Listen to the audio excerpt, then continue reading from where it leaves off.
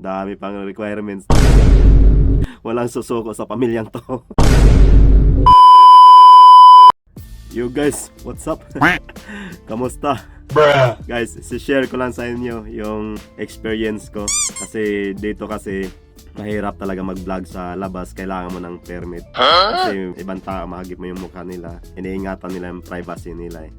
Saka sa Pinas, kahit magkalat ka sa kalye, gumulong ka dyan sa gitna ng kalsada, ayos lang, basta may limitation lang din. So, iba talaga pag nasa Pinas ka, magagawa mo lahat ng gusto mong gawin sa pag-vlog. Yan guys, naubusan din tayo ng topic alam ko marami nakarelate dito eh. Minsan pagising mo, di mo alam kung ano ipopost mo sa araw na to.